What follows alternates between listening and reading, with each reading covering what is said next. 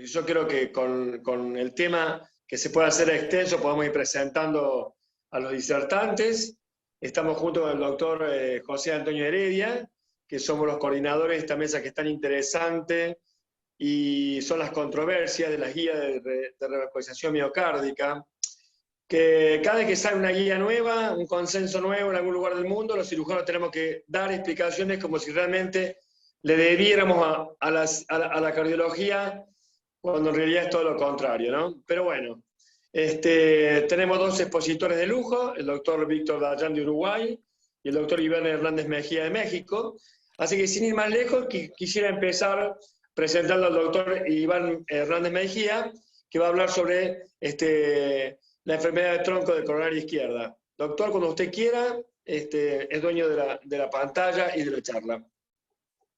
Muchísimas gracias a todos los pues participantes y preparadores de este simposio tan interesante. Creo que es lo que nos hace falta. Empezar por esto ya es una ganancia. Las actividades que ha estado realizando el Colegio Mexicano junto con ustedes obviamente han sido muy loables para generar este vínculo. Y pues este tema es más que propicio para eso, ¿no? Compartir el escenario aquí con Víctor es obviamente importantísimo, más para mí que para cualquier otro, puesto que pues ha sido un parteaguas toda la información que él nos vierte y todo lo que ha estado de partícipe, y obviamente siendo un bastión de información en toda esta novedad de las guías. ¿Me podrían favorecer para compartir mi pantalla? Sí, doctor, un segundito, por favor. Gracias. Gracias. Y pues básicamente entonces en este tema tan amplio de las controversias en las guías, yo tomo participación en el análisis de básicamente de un apartado que es el del tronco de la coronaria, que obviamente pues es el inicial. Ya se puede ver mi pantalla ahora sí. Perfecto, doctor. Pues muchísimas gracias. Era como les comentaba, las controversias como tema de este webinar. Y pues yo soy cirujano cardiotorácico, estoy en el Instituto Nacional de Cardiología aquí en México, miembro del Colegio Mexicano de Cirugía y también profesor de cirugía cardiotorácica en el Instituto Nacional de Cardiología. El debate que nos compete en este momento pues es el manejo quirúrgico de la enfermedad del tronco de la coronaria izquierda, y lo titulamos como el Left Main Debate.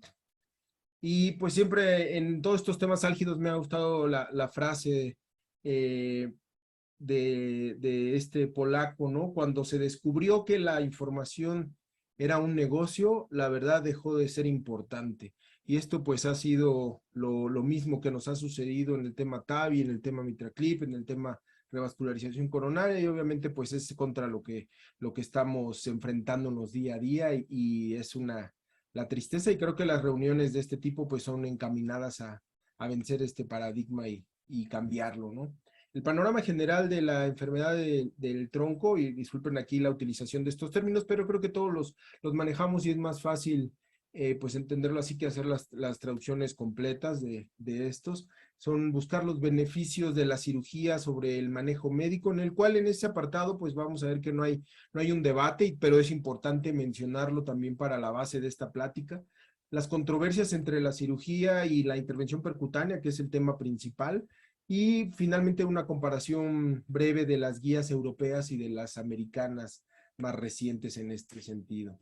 En cuanto a los beneficios de la cirugía comparado con el manejo médico para la enfermedad del tronco, como les comenté, pues yo creo que no hay mayor debate, y esto pues nos vamos a referir a artículos sumamente, pues si no son del todo viejos, pero son los iniciales y son muy importantes desde el reportado en 1978 en Circulation por Campo, tomando a 311 pacientes, de ellos 50% con enfermedad del tronco, durante 7 años observados, en 7 años una diferencia significativamente mayor en la sobrevida en los pacientes que fueron operados, y ese fue el inicio de del estudio, ¿no? Del estudio de la enfermedad coronaria, del tronco de la coronaria. Posteriormente, en el análisis del grupo de veteranos o con toda esta información, el estudio VA que usa 91 pacientes con enfermedad del tronco tiene una sobrevida significativamente mayor ya los pacientes llevados a cirugía, lo cual ya va a mejorar y aumenta la estadística y la evidencia para este tema. En Lancet, en el 82, el estudio SS con 768 pacientes, la mayoría de ellos menores de 65 años, con angina moderada, una función ventricular conservada y enfermedad de al menos 2 vasos. Pues se revisaron todos estos y en el grupo de enfermedad del tronco de la coronaria izquierda hay una diferencia importante también entre los resultados y una mortalidad de 56% menos mortalidad a 5 años en los pacientes que fueron operados.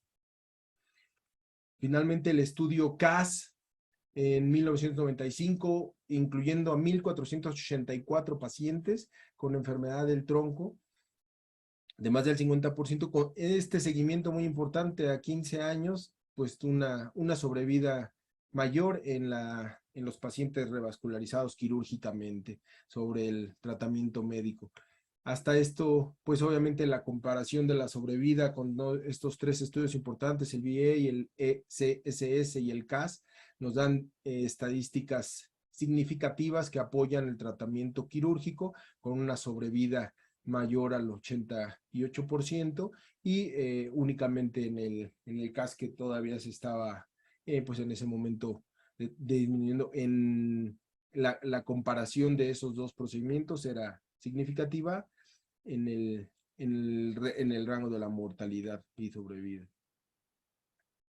Finalmente, Lawton, que es uno de los principales autores de las guías actuales, hace hincapié en esto, ¿no? Que no es necesario seguir estudiando ese tema y aunque hay evidencia que es la que mueve esto, que son estudios aleatorizados muy viejos, como lo comenta él, pues la verdad es que no hay cómo refutarla y eso es básicamente lo que hace que en la actualidad no se discuta eso, ¿no? El efecto benéfico en la sobrevida de la revascularización quirúrgica contra el tratamiento médico en las guías americanas guardan una recomendación 1 con un nivel de evidencia B con estudios aleatorizados y en las guías europeas de igual manera 1A. Eso es entonces, pues, comentando que no hay un debate, ¿no? Donde empieza la parte interesante es en este sentido, en la controversia en la revascularización contra el intervencionismo percutáneo en la enfermedad del tronco y obviamente pues son 2 grandes escenarios de la controversia en las cuales pues todos hemos estado muy pendientes y es el tema principal de reconocerse inmediatamente que es el tema controversial, los resultados de Excel en la imagen, obviamente, estos dos grandes o 2 gigantes de la cirugía, el doctor Taggart, que obviamente inicia con esta revolución, y pues Víctor Dayan haciendo el eco principal para América Latina y haciendo el pronunciamiento, ¿no? Finalmente, pues para estar en el contexto, pues era la definición del infarto, que al hacer el estudio, obviamente lo que considera y contempla David Taggart es que lo que sucedió en este estudio Excel ha sido una desgracia, cambiar a mitad del estudio la definición de infarto manchó todo y que pues la revascularización quirúrgica era el gran ganador de este estudio, ¿no? Como veremos adelante y obviamente en la definición universal donde se utiliza mucho la correlación clínica y no así en la definición del SCAI donde únicamente utilizan la cifra de la elevación de enzimas, que eso fue la principal controversia y de ahí sale el primer desacuerdo, ¿no? Y este es aquí cómo se ve la diferencia entre utilizando únicamente la definición del SCAI con la elevación de las enzimas, pues evidentemente los eventos de infarto son mucho mayores en la revascularización quirúrgica y eso pues pone por encima al intervencionismo, mientras que una vez que se hace la revisión y surge en el año 2020, esto es evidenciado en el 2019 y obviamente es cuando surgen todos los reclamos, cuando decide pues salir del estudio el doctor Taggart y posteriormente se hace la carta al editor donde se toma ya en consideración la definición universal de infarto y vemos considerablemente cómo bajan los eventos en la revascularización quirúrgica que le da pues obviamente mayor peso a la evidencia a través de la cirugía. La segunda, pues fue ya que la controversia mayor cuando la sociedad europea retira su apoyo a las guías después del altercado y obviamente de la evidencia que se presenta en la entrevista del doctor Taggart de la BBC. Y pues eso sirvió bastante y esto es a lo que se refiere, ¿no? Estas son todavía las guías europeas presentes del 2018, donde se le da el mismo peso y pues se hace mención a esto, ¿no? Que con los resultados que se tenían de Excel, para los pacientes con un syntax bajo, la evidencia para los dos tipos de revascularización era exactamente la misma. Y pues esto es una de las principales molestias y controversias para el grupo quirúrgico y obviamente que debería ser para todos, pues que este soporte no se tiene, ¿no? El de apostar por eso. Los resultados que se mostraron a 5 años del Excel, que fue en el año de la controversia, observan ya una elevación de la mortalidad por cualquier causa en el intervencionismo sobre la revascularización quirúrgica. Y es con esto con lo que la sociedad rechaza estas guías. ¿Cómo se analiza cómo interpretamos la evidencia que compara la revascularización quirúrgica contra el intervencionismo? Bueno, pues sin lugar a dudas el tema del estudio Excel es el que más pacientes ha considerado. En cuanto a la muerte, es importantísimo recalcar en este 38% más de riesgo que tiene de muerte el intervencionismo, que es lo que pues nos obliga a voltear a ver que esas guías no pueden tener ese soporte para darle el mismo peso a ambas, ¿no? En cuanto al stroke, no ha habido una diferencia significativa en estos estudios a grosso modo. En cuanto al infarto, y observando aquí que usando la definición universal del infarto, pues baja considerablemente en el estudio Excel y se mantiene también estadísticamente significativa con apoyo hacia la revascularización quirúrgica en el estudio Noble y en el Syntax. Finalmente, en cuanto a riesgo de revascularización, pues también todo a favor de la revascularización quirúrgica y pues se convierte finalmente la revascularización en la gran ganadora y pues eso es lo que se aporta con este análisis de comparación de la evidencia, ¿no? Que obviamente es mucho más amplio. Finalmente, pues comparando las guías, en estos apartados del tronco de la coronaria, la de Estados Unidos o la americana, que sale el año pasado, hablando de la revascularización para mejorar la sobrevida en cardiopatía isquémica estable y que probablemente pues sea uno de los temas también a tocar en esta tarde con Víctor acerca de los estudios recién liberados, el Revive y demás. Pues en este aún se mantiene la guía con una recomendación 1B para este paciente estable. Y eso es muy importante porque son los pacientes que finalmente podrían ser los que pueden tener un mejor pronóstico quirúrgico, que no están en condiciones tan malas para operarse como nos suele suceder con los actuales casos que llegan a nuestros quirófanos. Y las guías europeas, en las cuales continúa con una evidencia o recomendación de revascularización por cualquiera de los dos métodos, 1A para la revascularización, el tronco de la coronaria izquierda. La recomendación se queda como clase 1 para el tratamiento continuo y esta es la gran discrepancia, que en las guías actuales queda como clase 1 con nivel evidencia B para esa revascularización y pues es lo que no concuerda con los resultados que tenemos de la muerte en los eventos de intervencionismo. Y en las europeas obviamente se queda como 1A para quirúrgica y de igual manera 1A para intervencionismo, pero es lo que comentábamos que ya, sin un respaldo de la sociedad europea y obviamente también con el comunicado y el desplegado que hace LACES en ese mismo sentido para oponerse a estas guías, a esta recomendación que no apoya para nada. Finalmente, para concluir, muestro este pequeño estudio que me parece interesante, que es un poco de la vida real. Obviamente cuando se junta toda la evidencia de los grandes estudios pues de los que ya se hablaron, Excel, Noble, Syntax, pues creo yo que a pesar de que tengan el mejor diseño para seguir a los pacientes de manera prospectiva, pues siempre es más fácil estar al pendiente de los resultados cuando sabemos que nos están midiendo, ¿no? Tanto para el intervencionismo como para la área quirúrgica.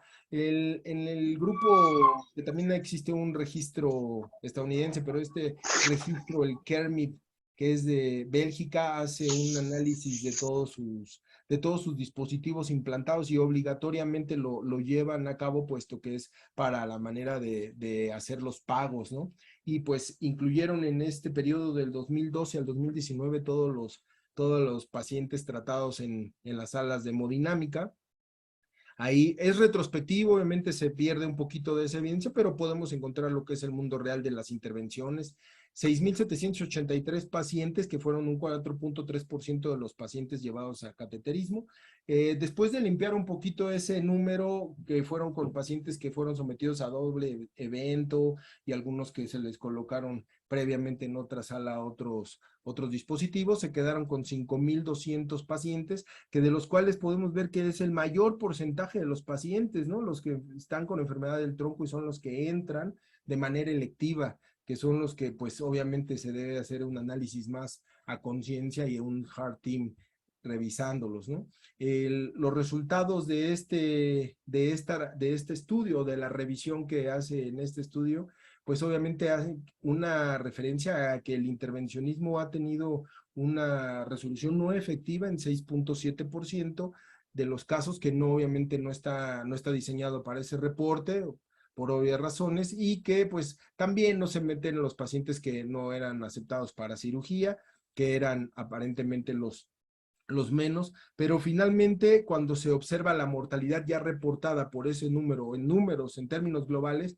está en 18%, una mortalidad a largo plazo del intervencionismo en el tronco de la coronaria izquierda, mientras que los estudios que se hacen para favorecer el tratamiento percutáneo, pues que son los aleatorizados, están cerca del 11, entonces rebasados por mucho, lo cual pues nos obliga a pensar también en esa poca veracidad de toda la información que se vierte en esos resultados. Finalmente, pues como un objetivo y oportunidad, lo que marcan en las nuevas guías, como las primeras páginas, hacerlo ya lo hacen un poquito más amigable, y que aparentemente no sé, que quisiera saber cómo lo están manejando en el resto de Latinoamérica, pues el consentimiento informado, la información, todo lo que ya anteriormente en el 2010, 2012 hablaba David Taggart acerca del estudio Syntax, ¿no? De los pacientes que no han sido informados se les puede hacer lo que quieras. Obviamente cuando el paciente ya está informado acerca de todos los beneficios y los riesgos, pues es más complejo que él decida, ¿no? Y las guías apuntan hacia ese lado.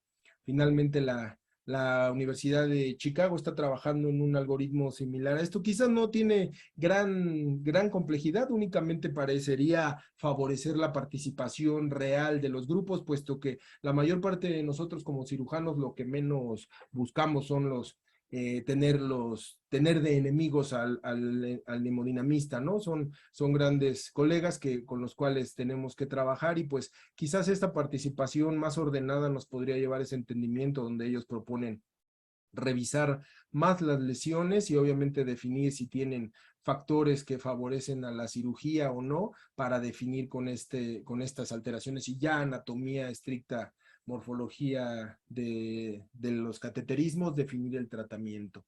Eso es pues el análisis y otra oportunidad. Finalmente, como conclusión, dejo que la evidencia es clara, pero pues la interpretación es la controversia, siempre lo va a hacer, a favorecer a quien lo hace. También pues yo creo que el tema importante también para los comentarios de Víctor es ese, ¿no? Cómo los estudios pagados por la industria pues siempre muestran otra carga, ¿no? El jurado aún no se ha pronunciado, y creo que pues el jurado mismo va a ser el resultado de los pacientes. Hay que estar muy pendiente, por eso las sociedades como la nuestra debemos de trabajar en conjunto para sumar esos resultados, ya que pues creo que la información en realidad, aunque la tengamos nosotros, la estemos compartiendo, nos hemos comportado un poco excesivamente éticos en ese sentido, y no tenemos un mecanismo de acceso al paciente, ¿no? Toda la información que nosotros conocemos no hay forma de que los pacientes la entiendan del todo, o no hemos encontrado todos los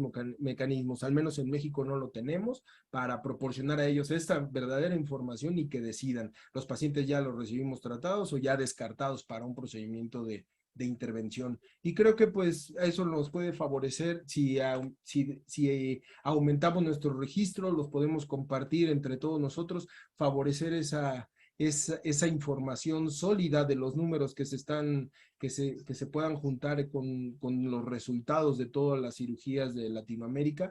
Y obviamente pues sucedería lo mismo que comentan con la economía, ¿no? Si la economía de todas las naciones de Latinoamérica se uniera, obviamente es superior a la economía de China.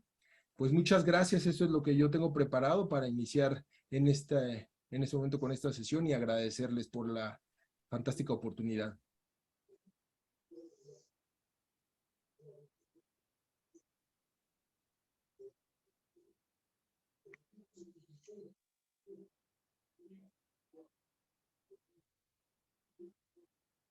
Hola.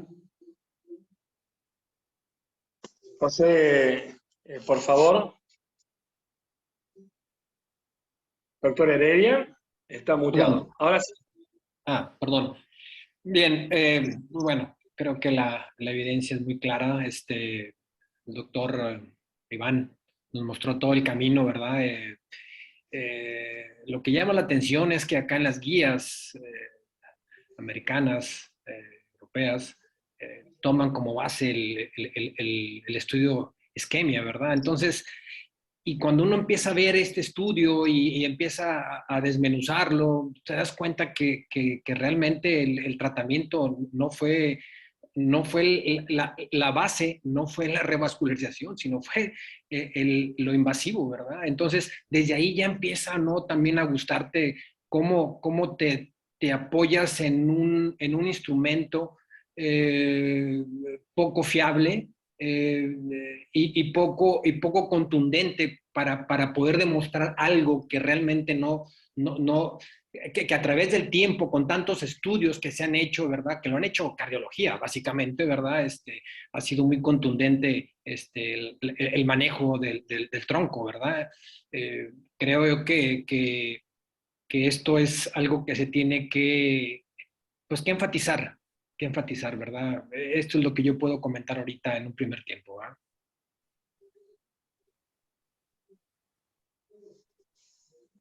Vamos a continuar con la charla con el doctor Víctor Dayan para que nos siga ilustrando las controversias de las guías.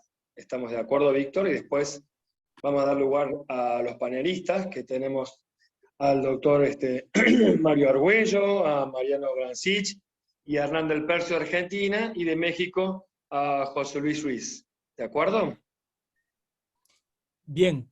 Bueno, Germán, muchas gracias. Muchas gracias por la invitación, primero de todo, al Colegio Mexicano, al Colegio Argentino, por involucrar a las ACES en este webinar intersocietario. Creo que es una actividad fundamental de los cirujanos latinoamericanos.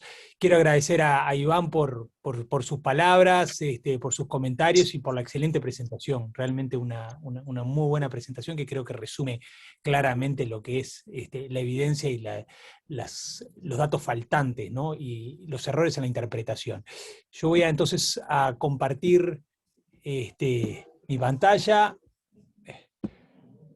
Y bueno, entonces la idea es, decidí no comparar guías, sino ir directamente a las guías del ACC, las últimas guías publicadas, y dónde están, a lo que a mi proceder, están los defectos de interpretación y por lo tanto los errores en las recomendaciones que han emitido los autores de dichas guías.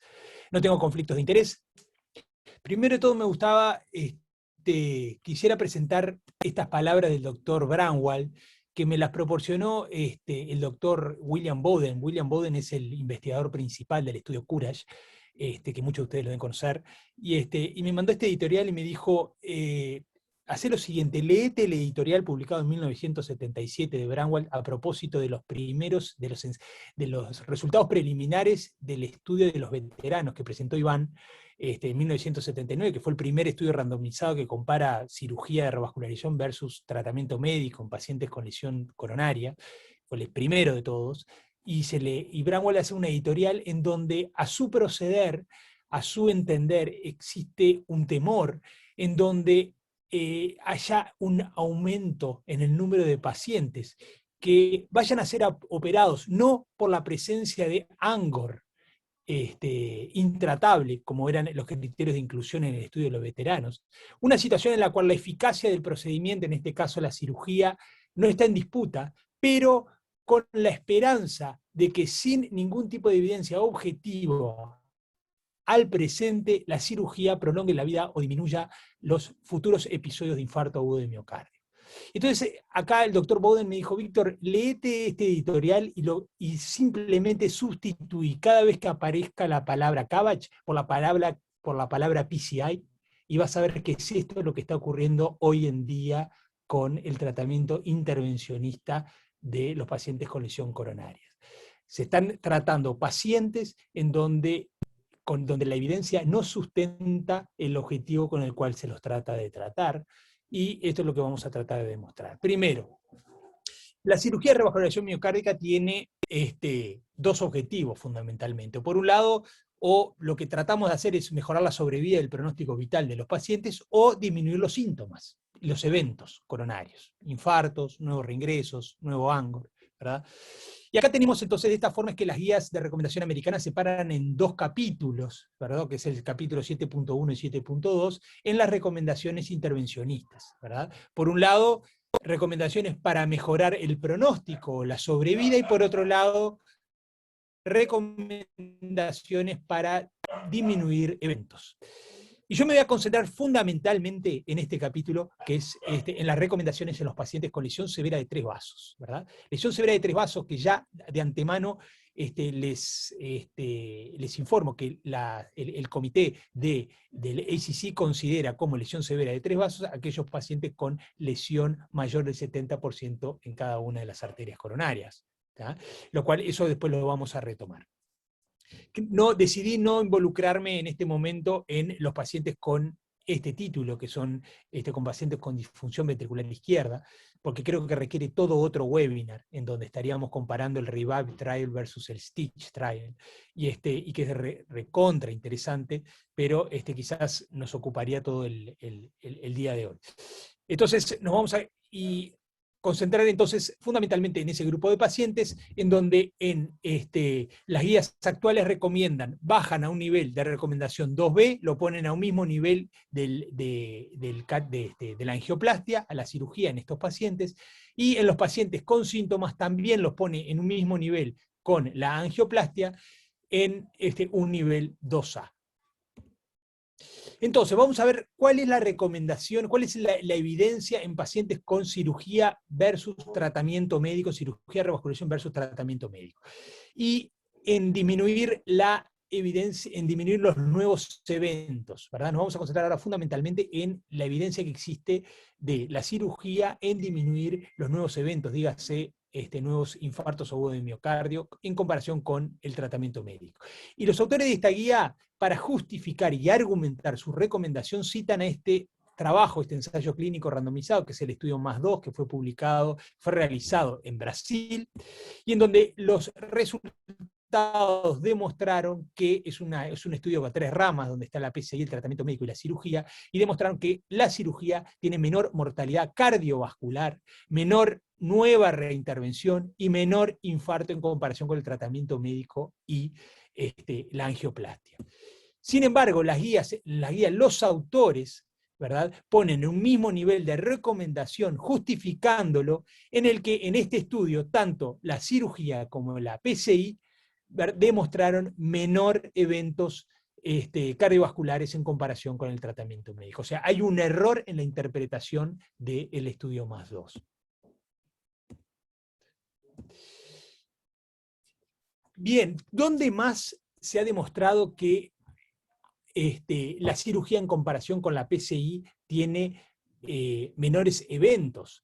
¿verdad? No solamente en comparación con el tratamiento médico, como demostró el +2, sino ahora en comparación con, con la PCI. Y vamos, por más que hay más de un estudio, nos vamos a concentrar en el último, que fue publicado a principios del año, que es el estudio FAME3, en donde es un estudio randomizado, en donde se randomizaron pacientes con angiopatía estable, fundamentalmente, a revascularización guiada por flujo, ¿verdad? Por FFR en la rama angioplastia, y cirugía de revascularización, y en lo que se demostró que la cirugía tenía menor eventos del evento conjunto, que es muerte de cualquier causa, infarto, stroke o nueva revascularización, de forma significativa en comparación con la PCI. Y esto fue demostrado solamente al año. Esto es un estudio que va a seguir más de un año, pero sin embargo ya al año el endpoint primario fue significativamente menor en la cirugía que en la angioplastia. Y si miramos cada uno de los individuales de este primary endpoint, como es infarto, vemos que por más que no es significativo, porque el límite inferior está por debajo del 1, o sea, 0.9, vemos que se está acercando a la significación. Así como también la nueva probablemente no se acercó porque recién pasó un año. Vamos a ver qué pasa luego de más de ese tiempo. Y acá lo vemos, estas son las curvas que ya son las típicas curvas de todo estudio de PCI versus cirugía, en donde las curvas se separan a medida que pasa el tiempo, y por lo tanto esas diferencias que no son significativas en infarto y en una revascularización entre PCI y cirugía al año seguramente lo sean luego de este tiempo de seguimiento.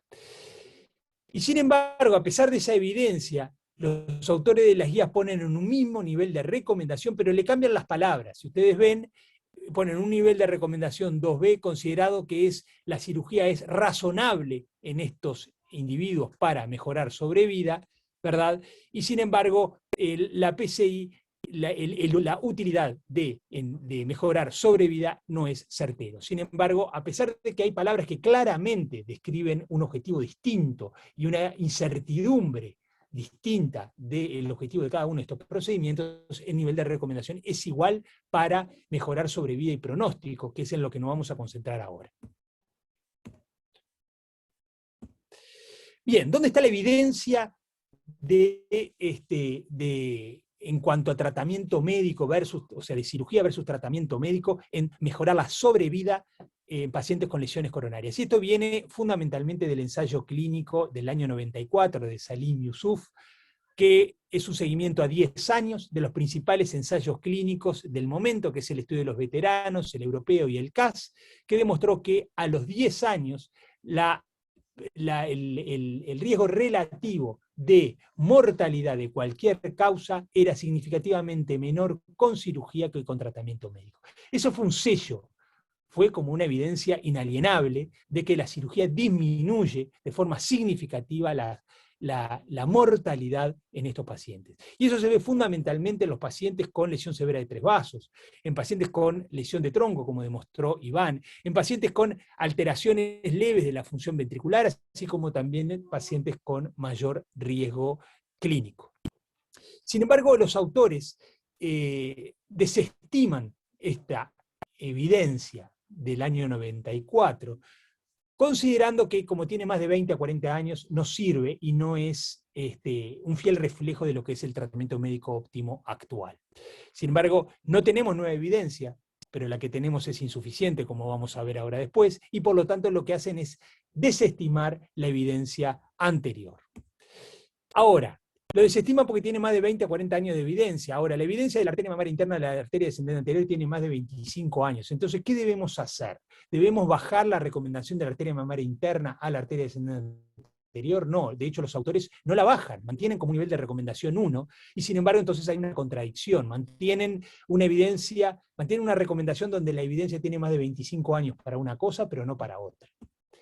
Entonces, ¿cuáles son los argumentos que utilizan para bajar la recomendación en estos pacientes?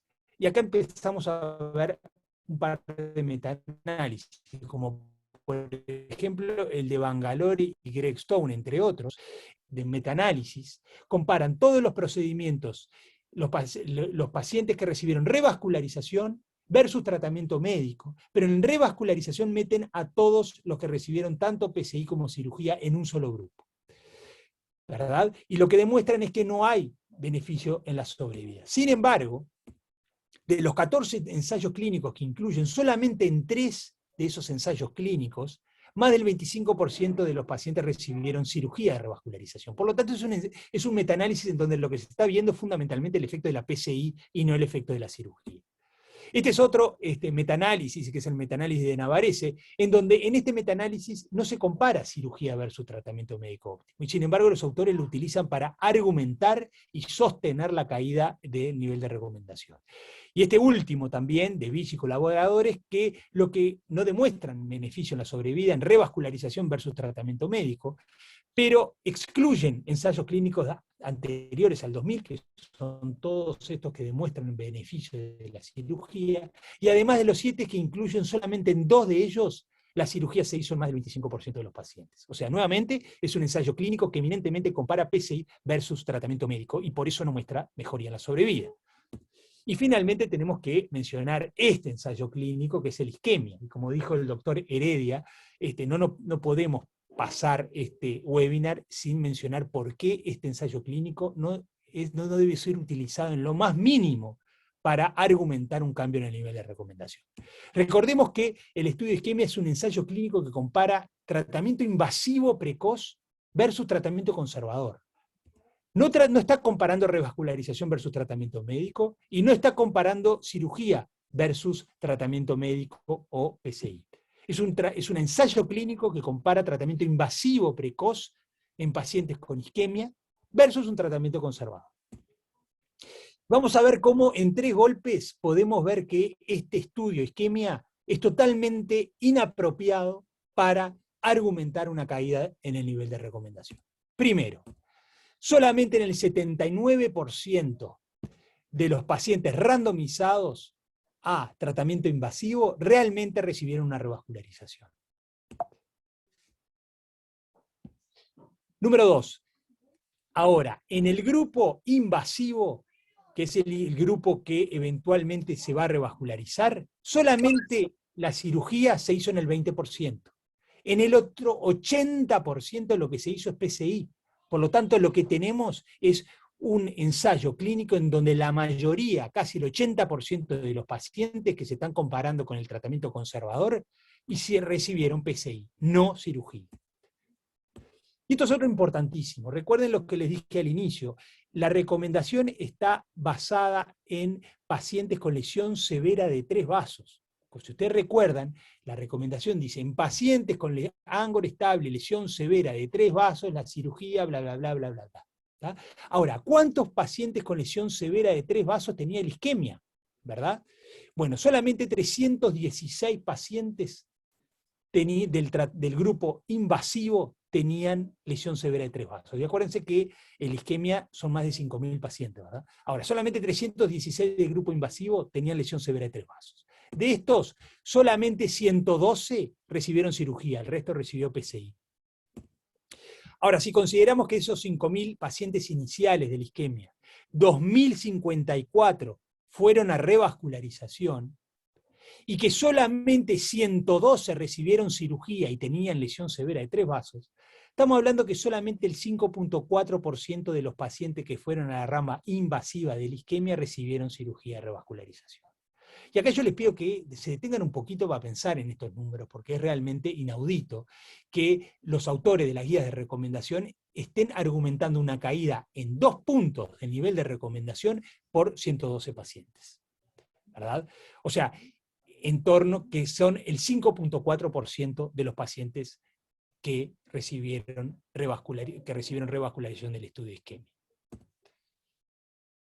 Bien, ahora, ¿qué es lo que se están olvidando los autores de las guías de recomendación? Se están olvidando de estos datos, que es el dato Syntaxes, que es el seguimiento a 10 años del ensayo Syntax, ¿verdad?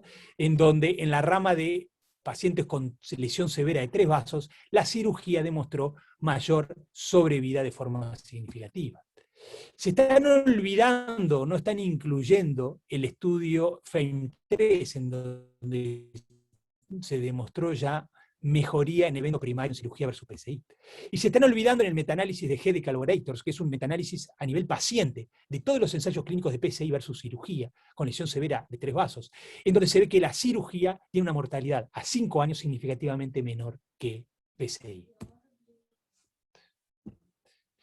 Por lo tanto, la PCI, y eso ustedes lo pueden buscar, nunca fue demostrado ser mejor que el tratamiento quirúrgico. No hay un solo ensayo clínico que demuestre que la PCI sea mejor que la cirugía en pacientes con lesión severa de 3 vasos.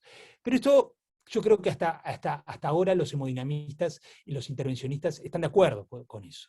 Pero lo que no están de acuerdo, y lo que eso es duro, es que la PCI no solamente eso, sino que nunca demostró ser mejor que el tratamiento médico óptimo, ¿verdad? En ningún ensayo clínico, en donde la mayoría de estos son financiados no por la industria, la PCI demostró ser superior, que sirva de algo, en eventos sobre vida, en ANGOR, en algo, que el tratamiento médico óptimo. Entonces, en cuanto a los mensajes finales, en pacientes con lesión severa de 3 vasos, la cirugía ha demostrado ser mejor en sobrevida en menores eventos que el tratamiento médico óptimo. En estos pacientes la cirugía es superior a la PCI. Las actuales guías ponen en riesgo millones de pacientes en el mundo entero, y esto se debe a que los pacientes con ANGOR estable son la principal porcentaje de pacientes con coronariopatía.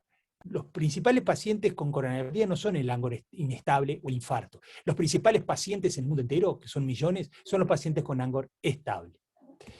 Y finalmente, entonces, volviendo a ese editorial de Bramwell del año 77, la cirugía at the crossroads, como dicen ellos, ¿no? A la cirugía en el entrecruzamiento, sino a la PCI en el entrecruzamiento, en donde se está realizando tratamiento en pacientes en donde no hay evidencia que justifique su beneficio. Muchas gracias.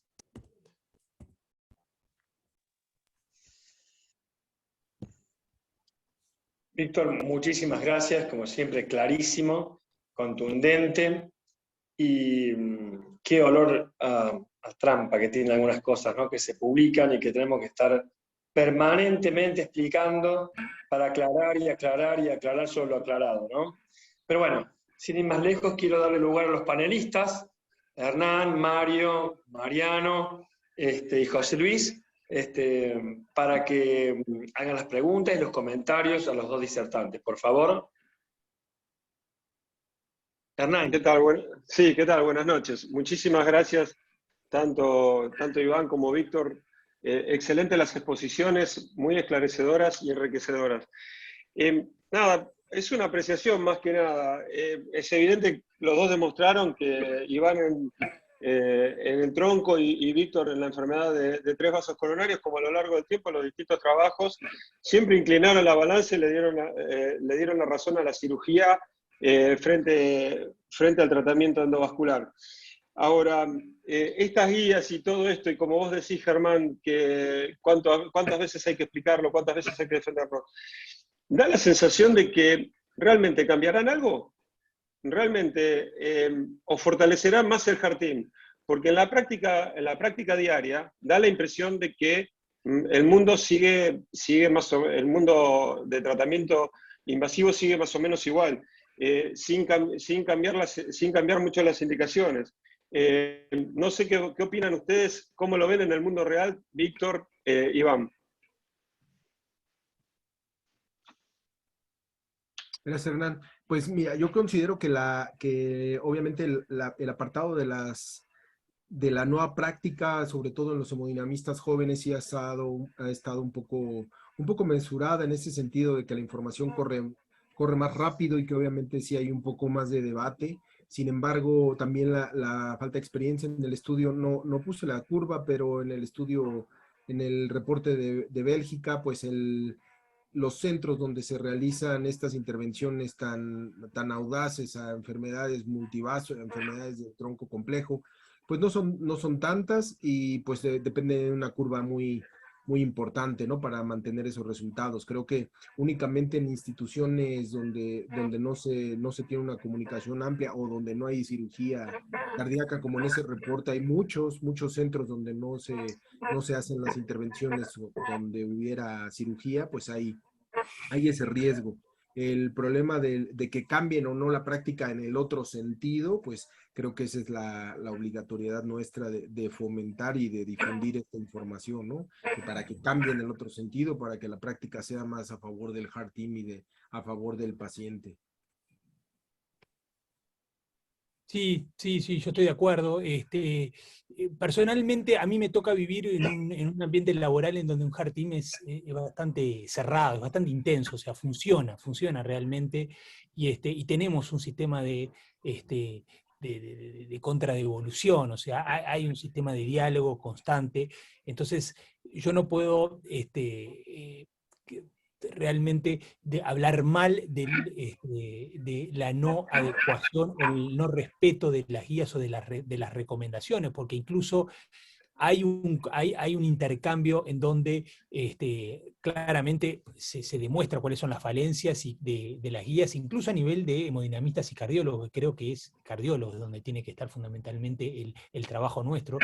Creo que son instancias educativas en donde no solamente no tenemos que juntarnos entre nosotros, sino también con la participación del cardiólogo clínico, que evidentemente es el que después es el que deriva al paciente, ¿no? en su momento.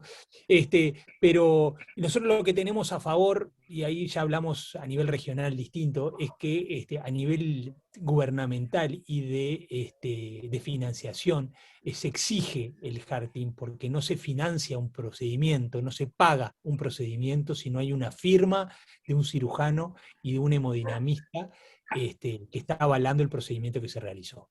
Entonces, ahí nosotros creo que en ese sentido tenemos una ventaja que es enorme, y que estamos obligados por el sistema de financiación a generar el heart team, y por suerte funcionamos bien. Ahora, creo que sí, estoy de acuerdo con lo que dice Hernán, que se genera una dificultad en aquellos sistemas en donde no, ¿verdad? En donde se pueden actuar de forma totalmente independiente. Ahí hay un problema, sin duda. Mariano Gracias. Brasil, ¿querrías hacer algún comentario? Sí, ¿qué tal? Buenas noches.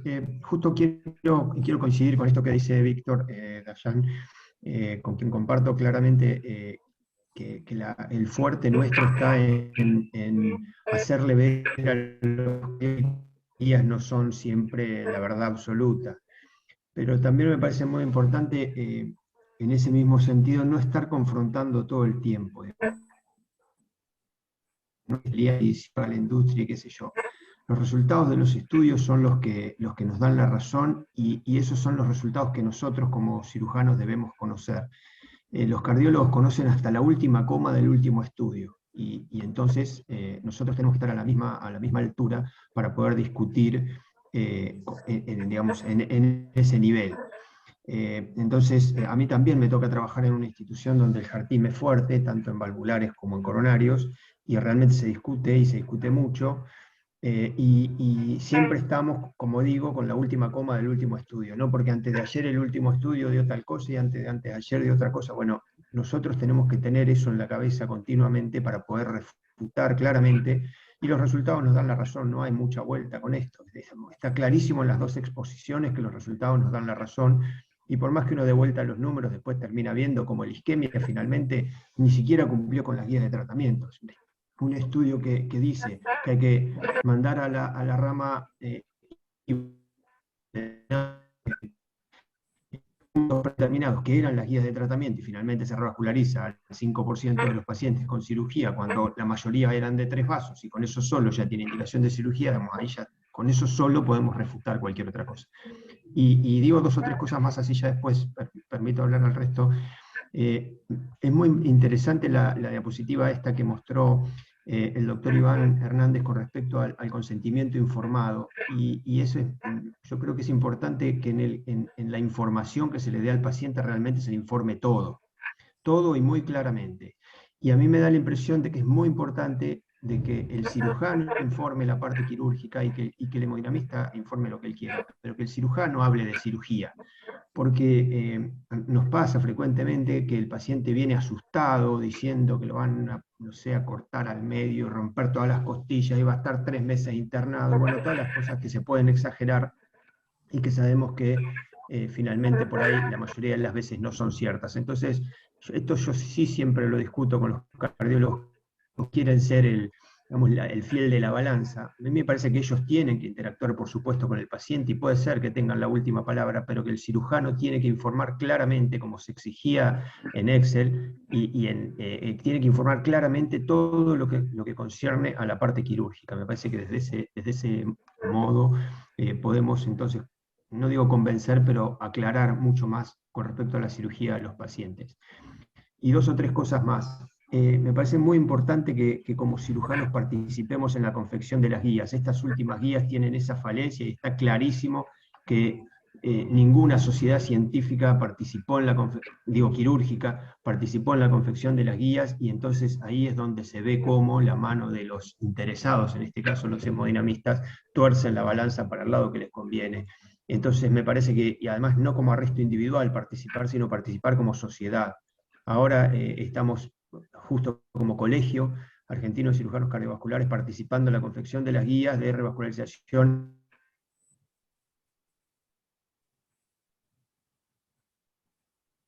de cardiología. Me parece muy importante, sin ir más dentro de la lesión concomitante y demás, y bueno, ahí yo como cirujano expresé mi opinión y pude mínimamente cambiar algo que se quería hacer que no había sido tenido en cuenta desde el punto de vista de la cirugía. Y la última cosa, me parece muy, muy importante que cuando vayamos a participar de estudios comparando cirugía con angioplastia, exijamos que la cirugía sea la mejor cirugía que podemos ofrecer. Basta de comparar el último stent contra mamaria y vena, basta. Tenemos que comparar la mejor cirugía que nosotros podemos ofrecer, que es la cirugía arterial total. Después discutimos con o sin bomba, eso son, digamos, aparte, pero a mí me parece que está demostrado que la revascularización arterial es mejor que la no arterial, de tal forma que la próxima vez que tengamos que participar en un trabajo como el Excel, exijamos medianamente que la mayoría de los pacientes tengan por lo menos 2 arterias, sobre todo al lado izquierdo. Y cuando participemos del Freedom, lo mismo. Porque si no, siempre comparamos el último stent contra la cirugía de hace, no sé, yo tengo 54, así que 54. Me parece que eso es importante. Muchas gracias. Germán, si me permites, yo quiero darle un poco de giro a esto que estamos viendo. Todos estos estudios que se han hecho, como bien lo comentó ahorita, lo comentaron ahorita, se han hecho en base a algo que siempre nos sacan a colación los cardiólogos, ¿verdad? Evidentemente en todo el mundo usamos más venas que arterias, ¿verdad? Y todos estos estudios se han hecho, no exclusivamente, pero sí teniendo una clara tendencia al usar venas. Y a pesar de esto, de que nuestras venas se tapan al 30% a corto plazo, hemos tenido mejores resultados. Pero voy a cambiar ahora la bola, no tanto en este estudio, sino ahora en nuestro terreno. El usarlas, el hacer siempre lo mismo. ¿Qué opinión les merece con respecto a esto? La vena, generalmente se dice, como ya comenté ahorita, que el 30% se ocluye cerca de la primera semana, y esto va incrementándose a través de los años. Anualmente 2 al 5% se están ocluyendo, y a los 10 años el 50% están ocluyendo. ¿Qué opinión les merece este tipo de procedimiento? ¿Qué debiéramos de hacer diferente para mejorar nuestros números, nuestra forma de hacer nuestro día a día? Es una pregunta abierta. Iván o Víctor, por favor. Gracias. Sí, Toño, creo que también no dejar atrás el apartado de que cuando se empezó a criticar al iniciar el estudio Noble y el estudio Precombat, y se empezó a criticar mucho el uso de la vena, también hubo un grupo de cirujanos que con varios editoriales hicieron referencia a que el manejo postquirúrgico y antiisquémico ha mejorado significativamente para dar una permeabilidad mayor a esos hemoductos. No descuidar eso, que también puede ser una solución en algunos pacientes de los últimos que nos han quedado para para revascularización en los cuales no es posible utilizar todas las arterias y que las venas son un buen apartado. Sin embargo, pues sí, la tendencia sobre todo de los grupos, pues no tan jóvenes y no tan jóvenes, ha sido esa de cambiar a la revascularización arterial total por los beneficios ya descritos, pero la vena no creo que sea finalmente lo que cambie los resultados. Y pues la mayor parte de los grupos, como comentas, que tienen aún mucho uso de venas, como en nuestro equipo, que obviamente también por ser un hospital escuela, pues responde también a utilizarlos en vasos de lesiones un tanto menores o de menor flujo con la idea de proporcionar revascularización al corazón del lado derecho, que obviamente también no está tan bien documentado, pero ha sido la conducta que finalmente ha sido injusta, la evaluación de esa vena, puesto que no ha sido llevada a un análisis angiográfico posterior. Y en ese sentido es mi opinión con respecto al uso de la vena y la comparación. Sin embargo, pues como sociedad y como grupo, en una supuesta lucha que no debería ser así, o de una idea de querer responder con mejores resultados, pues está en eso, en unir, en ser menos, pues un poco tendientes a menos invasivos y más resolutivos en dar una revascularización total arterial. Sin embargo, a eso me refería con una diapositiva que era el paciente estable, enfermedad del tronco o multivaso. El de estable es el que menos llega, ¿no? Para darle el tratamiento mejor, más óptimo, y es el paciente más, el chocado, el de función ventricular baja, el descartado. En nuestro caso, el que descartan para un tratamiento percutáneo es el que llega al tratamiento quirúrgico, y evidentemente pues son los pacientes más lesionados. Sí, yo quiero hacer un comentario. El tema es hasta dónde queremos llegar, ¿no? Hasta dónde queremos mejorar. Entonces, recientemente fui invitada al Congreso de Cardiología de San Pablo, en donde se me tocó discutir acerca del uso de la arteria radial o revascularización arterial en pacientes coronarios, ¿no? Entonces, uno de los objetivos, uno dice, bueno, ¿qué tan bien ya estamos con, como hizo un gran cirujano, la mamaria y 2 venas es una excelente cirugía, ¿no? Yo no es por desmerecer la revascularización arterial, yo creo que sí, pero no hay que olvidarse cuál es el efecto que genera la mamaria y 2 venas, ¿no? Hay un estudio de seguimiento, un registro muy grande que usé desde diapositiva en ese momento, que es un estudio danés, en donde muestra que los pacientes con lesiones coronarias que reciben mamaria y 2 venas tienen igual sobrevida que la población general a los 10 años. Estamos hablando, eso es lo que nosotros queremos, no queremos que tengan menos sobrevida que la población general, ¿verdad? Queremos que al menos, nuestro objetivo es que tenga igual sobrevida que la población general, que ya sabemos que es demasiado pedir, pero estamos ya con la mamaria y 2 venas a 10 años, estamos logrando igual sobrevida que la población general. Entonces lo que tenemos que pensar es, bueno, ¿qué podemos hacer nosotros para que luego de esos 10 años el paciente siga teniendo una sobrevida similar a la población general? Y es ahí donde yo creo que la revascularización arterial adicional sobre el lado izquierdo, fundamentalmente, es donde nos puede dar una respuesta, pero no hay evidencia hasta la fecha, porque el estudio ART tiene 10 años justo de seguimiento y no mostró diferencia. El RAPCO y los estudios radial muestran mayor permeabilidad, ¿sí?, de los conductos arteriales, pero eso no se asocia a mayor sobrevida. Pero sí, entonces no podemos traspasar de que mayor permeabilidad es igual a mayor sobrevida. Eso siendo estrictos en la evidencia, porque es lo que nos dicen los cardiólogos, es lo que nos dicen los intervencionistas, y tienen razón si nos vamos a la letra chica. Entonces lo que tenemos que ver es qué pasa después de los 10 años, y eso es lo que vamos a estar viviendo nosotros a partir de ahora en el estudio trial, en el Roma trial, que lo vamos a ver en los próximos años. Creo que el año que viene es que está predicha su primera publicación. Pero creo que a lo que va Antonio, ¿qué es lo que vamos a hacer nosotros? ¿Sí? Es poner la mira en mejorar luego de los 10 años. Y esa es una población en particular, no es el paciente de 80 años, no es el paciente eventualmente de 75, porque acá en Uruguay al menos después esos pacientes ya tienen mucha comorbilidad. Es el paciente de 60 años que tenemos que darle todo, ¿verdad? pensando en que le vamos a, después de los 10 años que ya la mamaria ya dio lo máximo que tenía que dar, bueno, ahí tienen que participar otros protagonistas y los tenemos que pensar recién ahora, y pueden ser la arteria mamaria. Creo que es ahí donde se tiene que enfocar la cirugía. Doctor Argüello, por favor.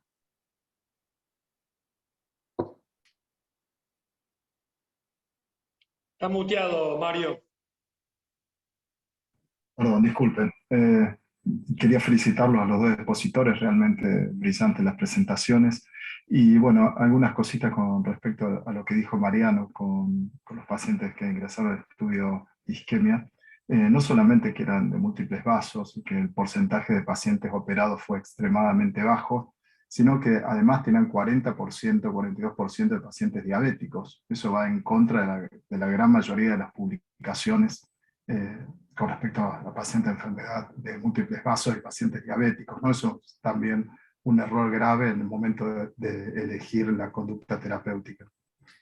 Y yo creo que este estudio se le ha dado gran trascendencia, ha hecho modificar las guías, y es importante que los cirujanos demos nuestra opinión, discutamos con los cardiólogos clínicos, porque el cardiólogo clínico que lee este estudio y que trabaja quizás en Jujuy, o no por desmerecer a Jujuy, sino en ciudades chicas donde quizás no tienen la posibilidad de discutir estos pacientes en forma multidisciplinaria, se creen que el tratamiento médico es superior a la cirugía y están elevando la mortalidad de un grupo muy importante de pacientes, ¿no? Entonces, nuestra función como educadores desde algún punto es muy importante.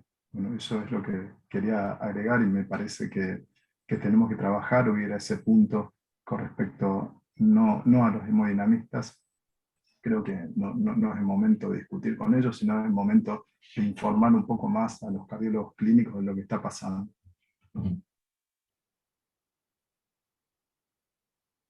Es muy interesante lo de los pacientes diabéticos, ¿no? Y la inclusión en los estudios, los resultados en la rama quirúrgica, que es la angioplastía. Son claramente beneficiados con la cirugía, pero bueno, se pone a veces toda la misma bolsa, y no es justo. Claro. No es justo. Doctor José Luis, quisiera por favor hacer un comentario a los expositores, por favor, si es tan amable. Muy buenas noches. Sí, excelente las exposiciones, muchos datos fueron aportados, y comentario sobre todo contundente del doctor Víctor. Sí, dan la impresión de que estas guías fueron hechas de manera hasta eso tendenciosa, así que si no se entra en conciencia y no se procesa lo que es la educación hacia el grupo que trata este tipo de pacientes, estamos dando pasos atrás y negando la oportunidad de un tratamiento adecuado cuando esto no debería de ser.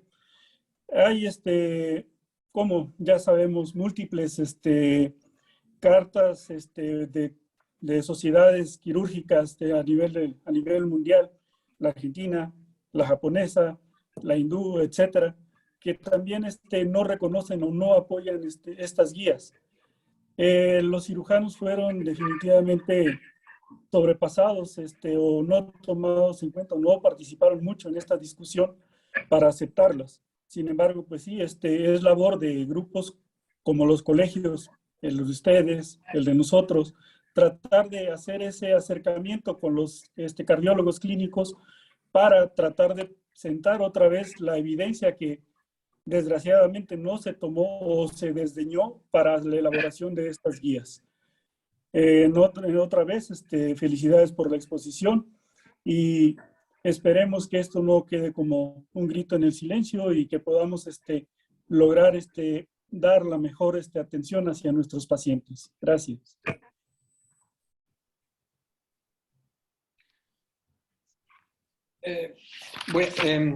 Doctor Dayan, usted menciona, tocó un punto también importante, que las guías también actuales hicieron un cambio, ponen en el mismo nivel, o más bien degradan la mamaria con respecto a la arteria radial. por ahí veo un comentario del doctor Ricardo Marchino, perdón si lo pronuncio mal, donde, pues bueno, comenta él que, bueno, tuvimos la gran oportunidad en el estudio ARTS para poder demostrar esto y no lo pudimos lograr. Ciertamente por ahí hay varios estudios que se han hecho del mismo estudio, analizando qué estuvo mal con respecto al estudio ARTS y bueno, por ahí un editorial del doctor Hazard, para mí fue muy importante, ¿verdad? Y muy contundente con respecto al análisis del ARTS, ¿verdad? Donde lo desmenuza y da las explicaciones muy precisas de este estudio. Pero bueno, ¿qué opinión les merece esta situación de que la arteria radial le hayan dado un mayor protagonismo en estas guías, ¿verdad? Por favor, adelante.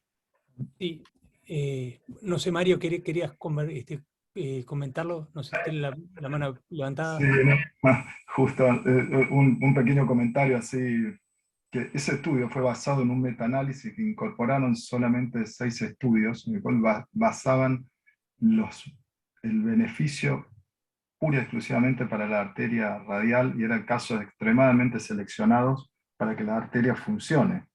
Entonces, se basó en un porcentaje de pacientes muy, muy, muy bajos, y bueno, eso hizo que que le subieran, digamos, la indicación a la arteria radial, pero fueron en detrimento del uso de doble mamaria. Ese es el problema. Entonces, un tema que a rever también. Sí, pero, perdón, pero ¿está de acuerdo en esto, doctor? ¿Usted en esto?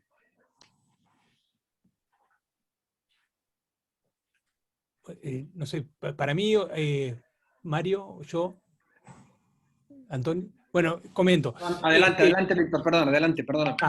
Yo en esto está bueno porque yo no tengo conflicto de conducto.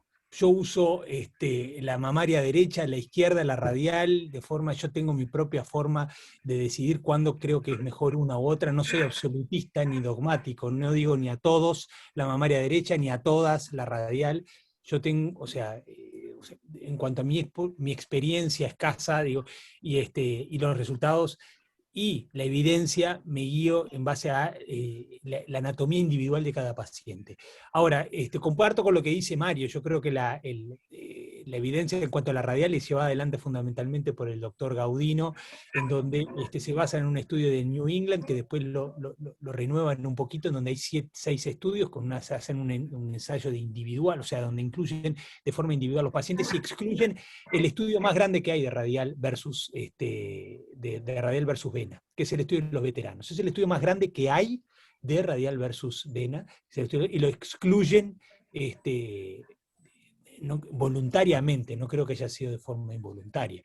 Y donde hace poco se presentó en el EATS, o sea, en el ATS, los resultados a 10 años que muestran que no hay diferencia entre radial y vena.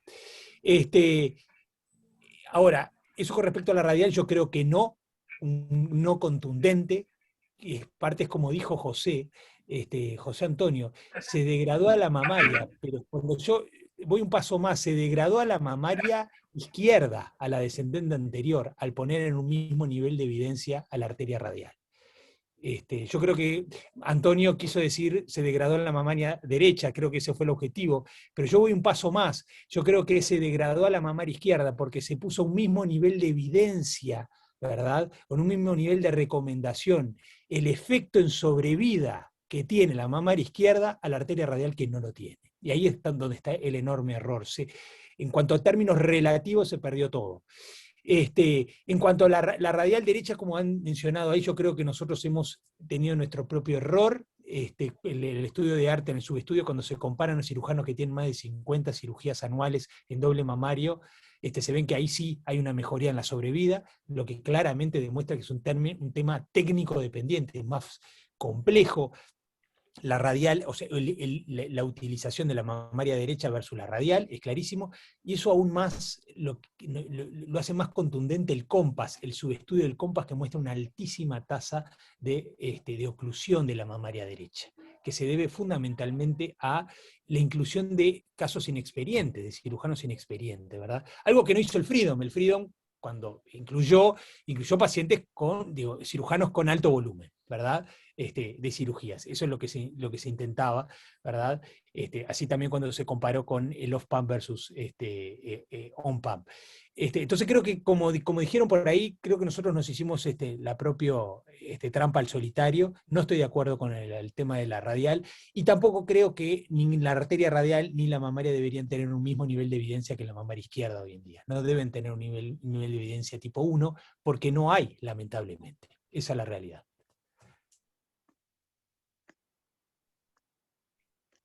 Víctor, un poco para sintetizar lo que estabas diciendo, más allá de la evidencia de la radial mamaria, para ti la cirugía de reconstrucción miocárdica es como el traje hecho por el sastre, va a medida. No se compra en la casa de comercio de acuerdo al talle, sino que está hecho a medida. Si va mejor la radial, va mejor la mamaria derecha, en fin, cada paciente es un mundo en particular. Exacto, Germán, es que eso es la esencia del Roma Trial. El Roma Trial, que va a dar la respuesta a esto, no te encorseta a mamaria derecha ni te encorseta radial. Te encorseta a un segundo conducto arterial. Y vos lo vas a decidir de acuerdo al lecho distal, el porcentaje de estenosis proximal, la característica del paciente, bla, bla, bla.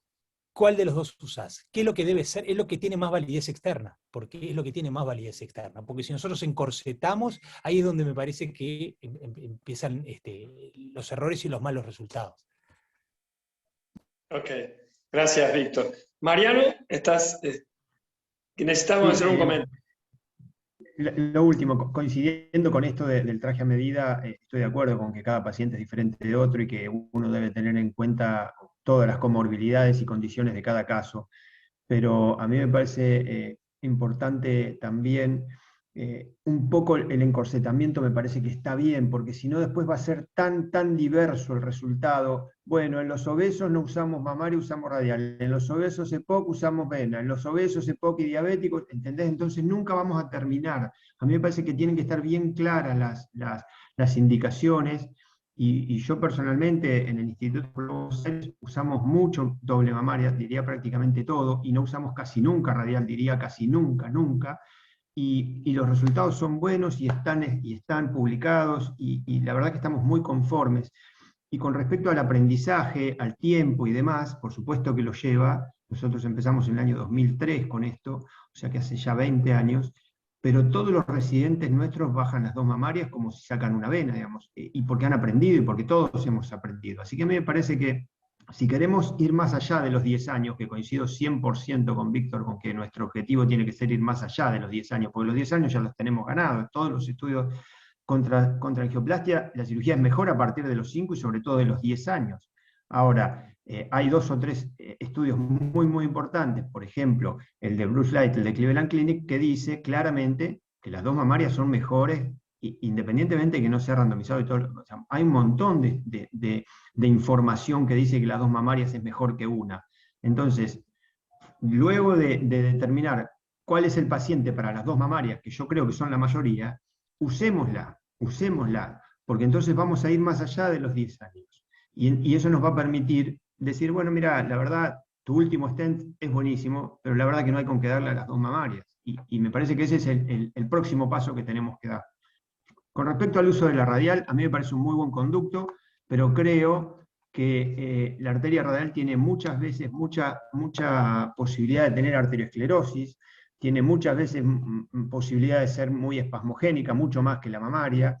Entonces, bueno, de hecho por eso es que están tan divididas las aguas con respecto a si es mejor o no que una vena. Cuando la vena está bien tratada, sobre todo en quirófano, y después con el tratamiento médico óptimo que todo paciente debe tener, y esa es otra cosa que no debemos olvidar, entonces la vena quizás sea tan buena como la radial, como una mala radial quizás. Una buena vena mejor que una mala radial, y no podemos saber casi nunca de antemano si la radial va a ser mala. Entonces, bueno, desde ese aspecto a mí me parece que las dos mamarias siempre son mejores que la radial y que la vena. Pero bueno, nada, porque yo hago eso, entonces yo sí estoy encorsetado. Sí, pero el punto es que, siendo honestos, las estadísticas son muy contundentes también en este aspecto. El porcentaje de arterias, de injertos arteriales es bajísimo que usamos en el mundo. Y eso está reportado. Ahorita lo que usted mencionaba, doctor Mariano,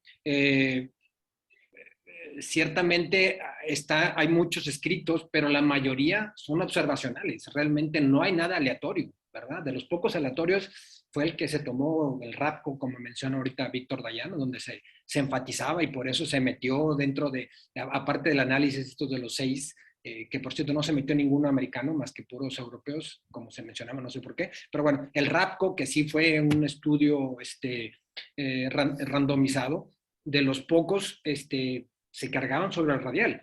Pero bueno, al margen de esto, viendo la estadística realmente, es bajo el porcentaje. Estamos hablando abajo del 10% en Europa, en Estados Unidos, ¿verdad?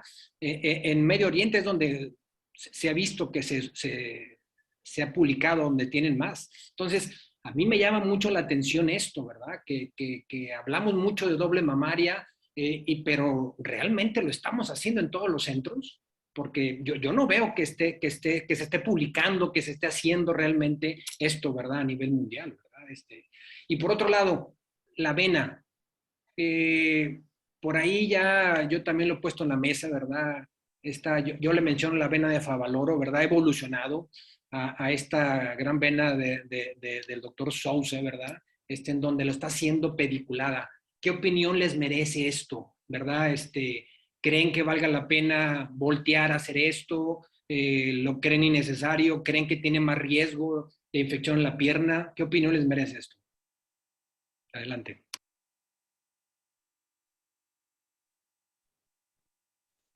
Yo voy a hacer un comentario rapidito nomás, primero con respecto a los porcentajes que decía Antonio.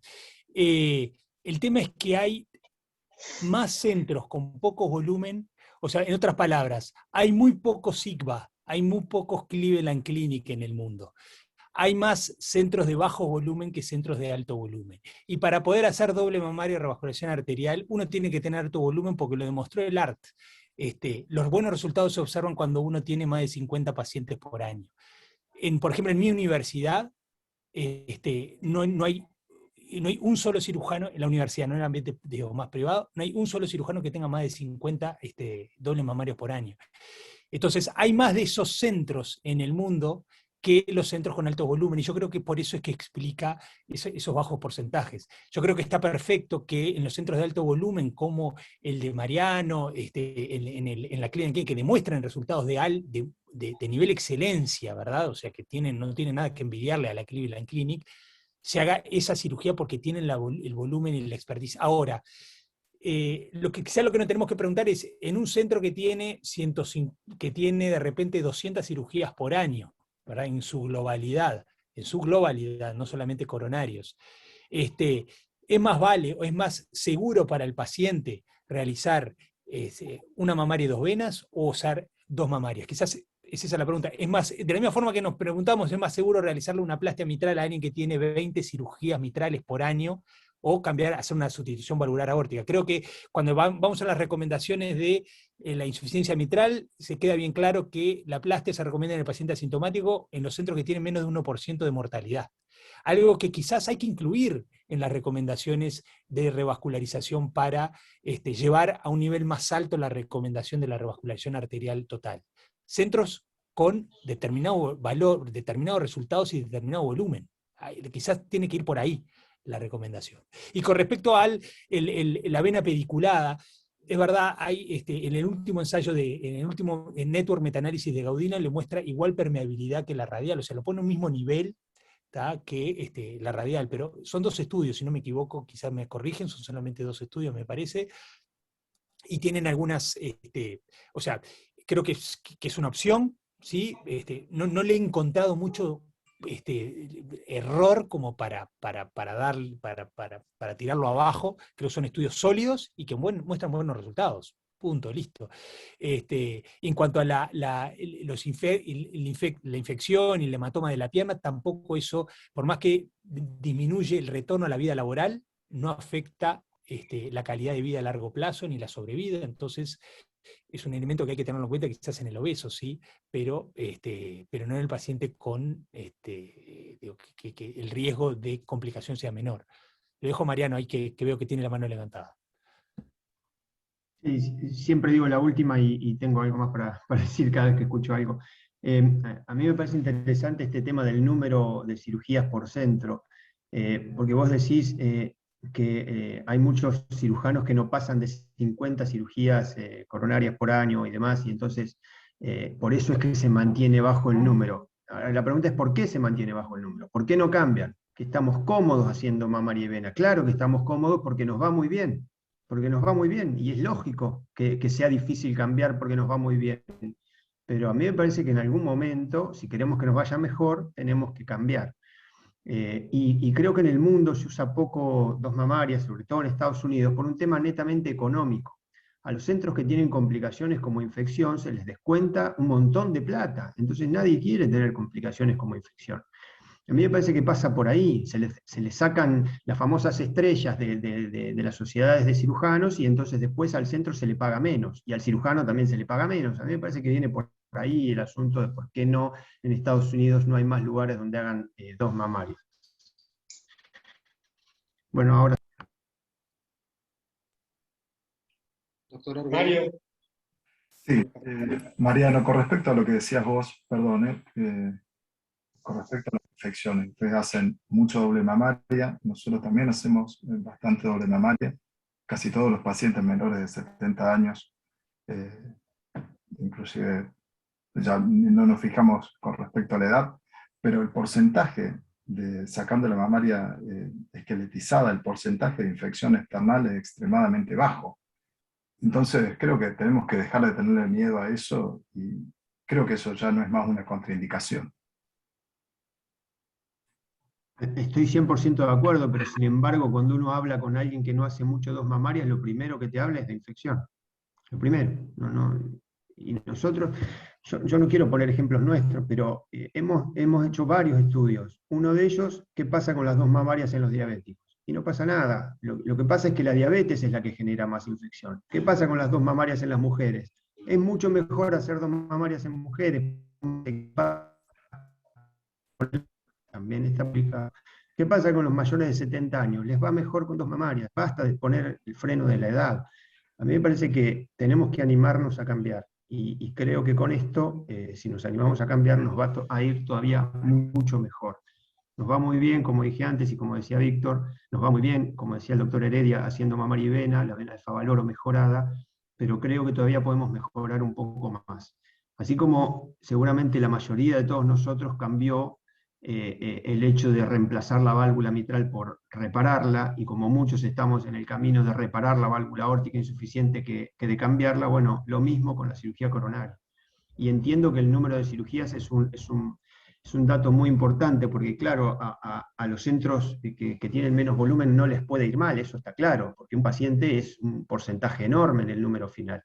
Pero a mí me parece que de alguna manera hay que tratar de mejorar esto. Y ahí creo que es importante la posibilidad de hands-on y todo lo demás, donde los que tienen más experiencias en determinados temas puedan transmitir a la gente que se está formando, que son los que van a tener que manejar esto dentro de 10, 15 años, cómo hacer las cosas para que nos vaya todavía mejor. José Antonio, una cosita que se nombró al pasar y que creo que es importante, el tema de la edad y la doble mamaria. Todos sabemos que a medida que sube la edad de los individuos, la aterosclerosis de la aorta es un peligro, y el hacer doble mamaria sin bomba disminuye la manipulación de la aorta y por lo tanto disminuye la posibilidad de stroke. Entonces la edad no debería ser un condicionamiento para hacer doble mamaria, sino lo contrario. Más allá de la permeabilidad a largo plazo, ¿no? Eso es lo que nosotros hacemos en el centro que estamos. Doctor Iván, ¿quiere hacerle un comentario? Sí, claro, en ese sentido, pues la opinión de nuestro centro obviamente es y creo que pues, debe ser la compartida por muchos de ustedes. Todo gira alrededor de la formación de los nuevos cirujanos. Los residentes son los que continuamente van renovando todo esto porque son los que impulsan más y ellos están acostumbrados a estas escuelas, a la escuela donde se forman, y si obviamente en la escuela hacemos poco de algún procedimiento, ellos se quedan con esa idea, pero al mismo tiempo es el círculo, que ellos son los que tienen que imprimir esa sensación de mejorar todos estos procesos, ¿no? Es lo que tratamos de imprimir a nivel educativo, es esto, finalmente entender bien los números, entender bien cómo va la evolución de todas las áreas quirúrgicas para proveerse de una formación para que ellos puedan llegar a un centro pequeño, pero ya con todas las herramientas de haberse formado en un centro con ese volumen y poder hacer dobles mamarias, plastías y reparar todo lo que requieran, pero obviamente en una formación muy, muy sólida, ¿no? Los centros, en realidad en México, los centros que forman residentes, pues son pocos y son los de mayor volumen, y eso nos garantiza poder cambiar eso, ¿no? La lucha interna, pues es lo que está cambiando, pero sí requiere mucho del enfoque también de la educación y de ese empuje del residente, no solamente de la confianza que ya tiene el adscrito para realizar, como dice Mariano, porque está cómodo con un procedimiento que ha sido la historia, al menos en mi institución, la historia repetida de la experiencia personal sin arriesgarse a algo más, sobre todo por eso, que aunque no sea una remoción de recursos, pues sí puede ser algún riesgo en el prestigio y tristemente así es lo que va frenando la evolución de los procedimientos, ¿no? Que la curva de aprendizaje hace que se tropiece todo un sistema, un equipo, y se vea mermado toda esa evolución. Creo que es la condicionante que tenemos para adoptar todo eso, porque lo demás sí son los pretextos de la infección, del mayor tiempo, de todo lo que no pueda ser medido en breve, ¿no? Que no lo podemos hacer con un mayor seguimiento de los resultados de los arterial total, y sobre todo que sí consideramos lo que comenta, ¿no? Una vez que se adopta la técnica ya no es tan complejo para hacerse en todos los pacientes, ¿no? Incluso obviamente hay excepciones de los pacientes mayores de 70 años que todavía están muy bien anatómicamente para utilizar hasta dobles mamarias, ¿no? Y finalmente otro punto nada más que quería comentar era en referente a las guías que hicieron, ¿no?, algo muy cauto que no se había tocado en las guías previas, y que fue pues hacer un comité bastante homogéneo, ¿no? Donde sí intentaron. Ahora ahí la pregunta es para Víctor, ¿cómo observa esa distribución de las personas involucradas en el comité, principalmente el que escribieron las guías 2021 de Estados Unidos, donde pues la encargada, la jefe Jennifer Lawton es cirujano, y obviamente ahí ya hubo una paridad de género y de número de cirujanos, hemodinamistas, clínicos, incluso ortopedistas participando en esto, y mucha gente del área médica, más equilibrado aparentemente en número, pero pues se involucra todo lo demás en referencia a la probable corrupción en ese sentido. Gracias. Sí, yo respecto a eso, yo siempre digo que, y bueno, y tengo altas discusiones, que debemos seguir un estereotipo, el NHS de Inglaterra, en donde las recomendaciones no son hechas por los especialistas del tema, sino por gente totalmente objetiva, por fuera, ¿verdad? Y menos hecha por los investigadores principales de los ensayos clínicos que se utilizan para argumentar las recomendaciones. Si yo soy el autor de un ensayo clínico, yo voy a defender mi outcome primario, el resultado de mi outcome primario a muerte. Si yo soy Sripal Bangalore, que está dentro del comité del ACC de revascularización, que fue parte del investigador principal de la isquemia, que fue autor de los metaanálisis junto con Greg Stone, yo voy a defender mis resultados a muerte.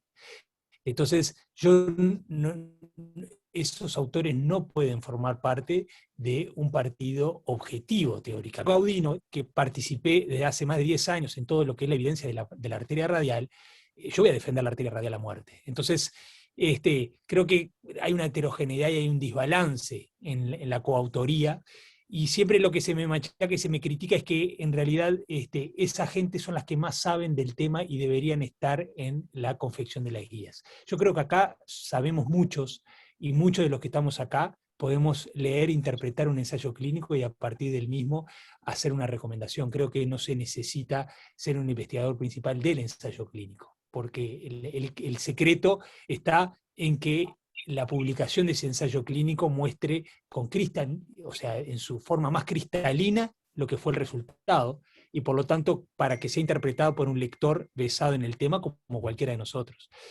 Entonces ahí creo que ese argumento cae por su propio peso. Entonces sí, creo que es heterogéneo, creo que no es correcto, y creo que cada vez más tenemos que apuntalar hacia una coautoría en guías en donde no están involucrados autores o directamente los involucrados, tanto con conflictos de intereses financieros como eventualmente académicos o profesionales. Al punto que quizás no deberían ni los cirujanos ni los hemodinamistas formar parte de la confección de las guías, sino cardiólogos o internistas, que es algo que se está manejando también a nivel internacional y es lo que hace la NHS en esos términos, ¿no? Doctor Javier Ferrari. Sí, gracias, Toño.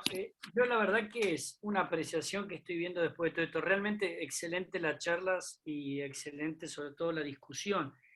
De alguna manera lo que dijo Mariano o el doctor Nansig, lo mismo que dijo Víctor ahora, en realidad pasa, yo creo, por el común problema que estamos teniendo, que básicamente es que de alguna manera nos obligaron a salir de esa zona de conflicto, zona de confort que estábamos, y realmente para tener que tener una cirugía a más de 10 años que sea buena, tenemos que salir de esa área de confort, si no es imposible que lo logremos, más allá de que se use radial o no. Por otro lado, hay un punto muy importante. Realmente yo considero y me parece que a esta altura hacer una CRM es realmente un poco subjetivo y es un arte. Entonces, a veces, como Mariano convidaba recién, es muy difícil encorsetarse o no dentro de un sistema completo o igual.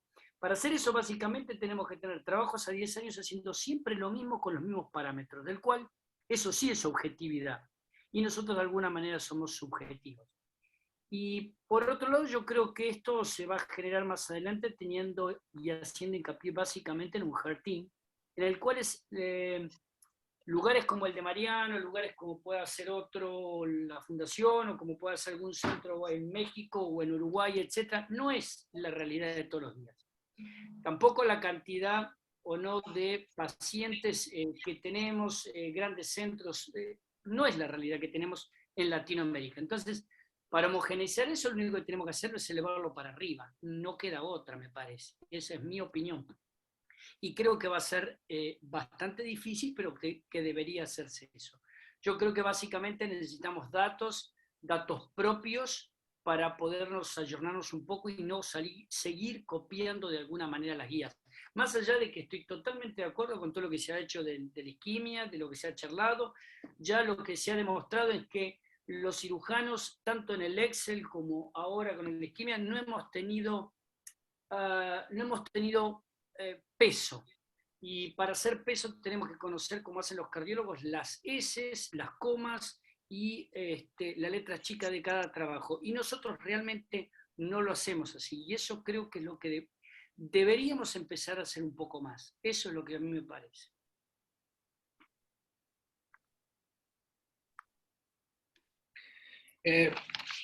Sí, ciertamente, Javier, lo que comentas es muy correcto, ¿verdad? Ya el doctor Alejandro Bertolotti, por ahí en varios comentarios que ha puesto, también pone el dedo en la llaga. Para poder avanzar tenemos que tener datos sólidos, datos fidedignos, ¿verdad? Y esto sería un buen preámbulo para intentar hacer algo en forma conjunta, ¿verdad? Internacional, y esto que ya destapó pues, varias gente aquí en en Latinoamérica, encabezado por Dayan, ¿verdad? Impresionante todo su debate que ha llevado, ¿verdad?, a foros internacionales y, bueno, nos ha vuelto a poner en la palestra internacional, ¿verdad? Entonces, yo creo que es digo, sin menospreciar todo lo que se hace en toda Latinoamérica. Argentina es muy fuerte en esto, ¿verdad? Doctor Nave y varios de ustedes hacen trabajos excepcionales. Entonces, yo creo que sería importante, ¿verdad?, tomar esto como un preámbulo, ¿verdad?, para ver si pudiéramos hacer algo en forma conjunta, ¿verdad?, diseñar un trabajo en algo que es pues, una cirugía que es la que en todo el mundo prevalece, es la de la revascularización, y poder sentar un precedente ya histórico, ¿verdad?, en la cual podamos llevar números que tanto nos critican a nivel internacional, ¿verdad?, la poca seriedad que a veces podemos darle cuando queremos hacer algo a nivel Latinoamérica.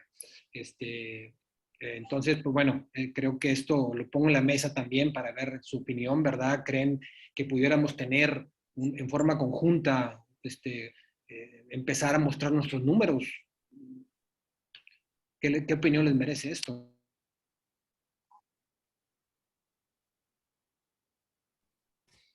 Yo voy a comentar y me voy a tener que excusar porque me voy a tener que ir, lamentablemente.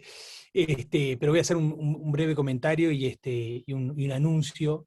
Creo que sí, ideal. Creo que es muy desafiante, muy difícil, por un tema del auditado de los datos. Creo que Victorio Carosella, que es un argentino, un cardiólogo, que creo que lo conocemos todos, que está peleando hasta el cansancio en el correcto, en un registro latinoamericano eventualmente, tanto de coronariopatía como estenosis aórtica, y la principal dificultad que él encuentra es el correcto auditado de los datos, ¿no? Entonces, evitar que cada centro, cada uno muestre lo que quiere mostrar, y ahí creo que es donde se generan los sesgos y donde las comunidades internacionales cada vez más ponen el ojo. Me es grato decir que nosotros no tenemos ese problema porque los datos son auditados en un 100% por el gobierno. Como ya le dije, lo financia el gobierno, entonces el gobierno hace el seguimiento de todos los pacientes que se operan en todo el Uruguay. Entonces estos datos son auditados un 100% por una agencia externa. Creo que no es lo común en el resto de Latinoamérica. Y creo que uno de los pasos que estamos haciendo desde la Asociación Latinoamericana es la unión creo que caemos bien al resto de la comunidad científica, como decía Antonio. Creo que caemos bien porque no tenemos conflictos de interés a nivel internacional, caemos bien a nivel internacional, y porque vamos con la evidencia dura. Creo que eso es lo que nos ha hecho parecer simpáticos inicialmente y ahora tenidos en cuenta, ¿verdad?, en la participación de confecciones de documentos importantes. Y de hecho, ahora lo que se está avanzando el ACES es en una declaración conjunta con la Sociedad Sudamericana de Cardiología, o sea, no solamente la Asociación Latinoamericana de Cirugía, sino la Asociación Sudamericana de Cardiología, junto con los cardiólogos, una declaración conjunta en cuanto a esta guía de recomendación, que creo que eso al menos es un paso adelante en demostrar el Heart Team y en demostrar la fuerza latinoamericana que no lo ha logrado ninguna otra sociedad ni a nivel mundial, ni norteamericana, ni europea, ni asiática, ni nada. Entonces creo que ese es un avance que me parece que estamos logrando, lo estamos haciendo de forma despacito, ¿no?, pasos de bebé, y bueno, creo que estas instancias como la que ha organizado los colegios argentinos y el colegio mexicano son clave para, como en un momento se mencionó por ahí, ponernos no al nivel de los intervencionistas en conocer cada coma de los estudios clínicos, pero por lo menos conocer un poco más, darnos el tiempo fuera del bloque quirúrgico que tanto nos consume, y esa es la diferencia que tenemos con los intervencionistas, para poder discutir de igual a igual, que creo que algo que nuestros antepasados no les pasaba, ¿verdad?